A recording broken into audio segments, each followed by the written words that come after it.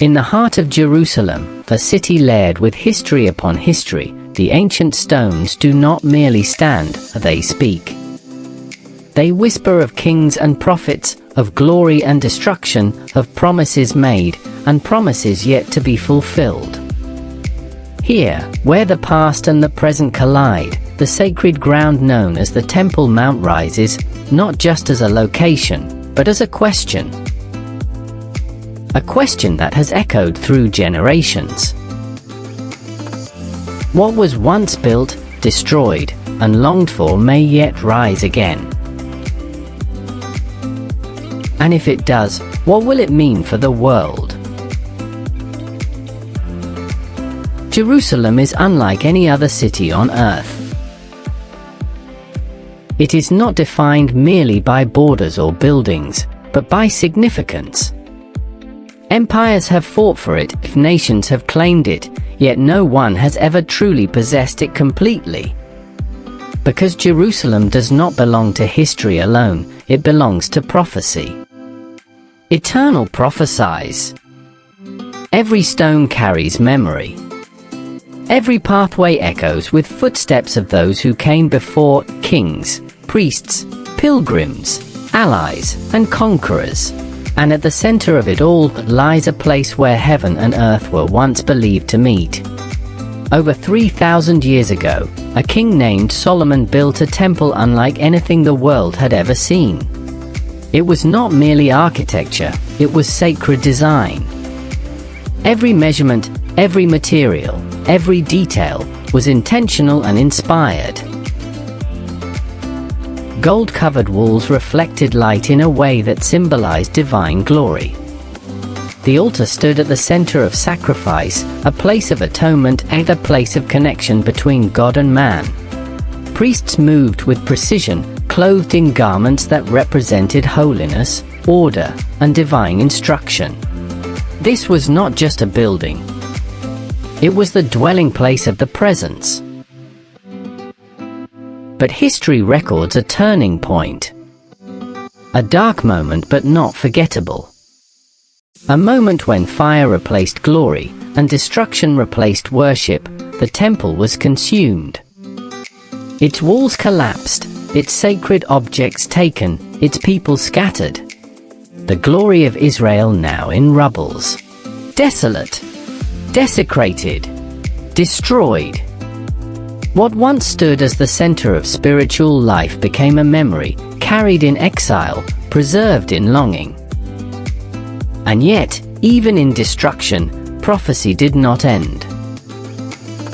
Generations later, a second temple was built. Not as grand, not as glorious, but still sacred. Still central. Still necessary. But once again, history, like a vicious cycle, repeated itself. In 70 AD, the Second Temple too was destroyed, leaving behind a question that has never truly been answered. If prophecy speaks of a temple, where is it? Ancient texts speak of events yet to unfold. Moments that require a temple to exist. A place where significant end-time events are said to occur. So where is this significant temple? This is where the mystery deepens. Because prophecy does not describe a symbolic structure alone, it points to something tangible. Something physical. A temple that must stand again. Today, something remarkable is happening. Not in secret, but not always in full view either. Preparations are underway. Whispers of a third temple are heard. Garments have been recreated, not as costumes, but according to ancient instructions.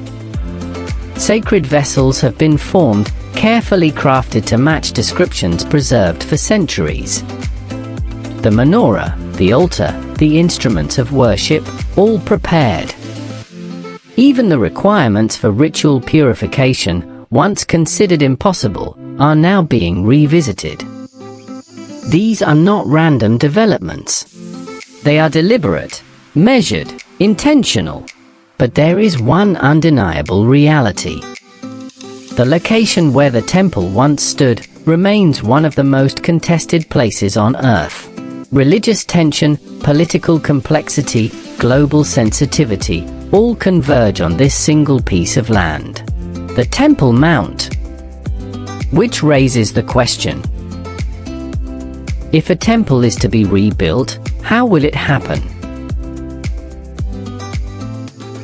Peacefully?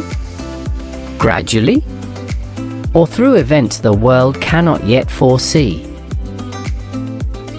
Imagine the moment when the first stone is set in place, when ancient design meets modern execution, when prophecy begins to take visible form. Not in theory, but in reality. Workers lifting stone, craftsmen shaping detail, each movement echoing something ancient. Something foreseen. Something defining. Inside, the atmosphere would be unlike anything anyone has ever seen in the modern world. Light reflecting from gold surfaces, creating a golden glow that feels almost otherworldly. The menorah burning steadily, a symbol that has endured through time. The altar standing once again, representing sacrifice, atonement, and covenant. Priests moving with deliberate intention, not improvising, but following instructions that have not changed for thousands of years. It would feel as though time itself had folded. The same feeling priests of old felt when they stood before the altar.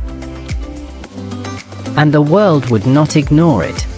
Nations would respond, in allegiance or in defiance. Media would analyze it. Some would criticize it. Religious communities would interpret it. Some would celebrate. Others would question. Many would watch, unsure of what it truly means.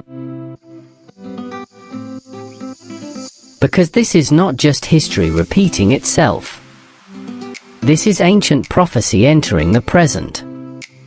But beyond the politics, beyond the construction, beyond the spectacle, lies a deeper and more valuable question. What does this mean spiritually? Because the temple has never been only about structure.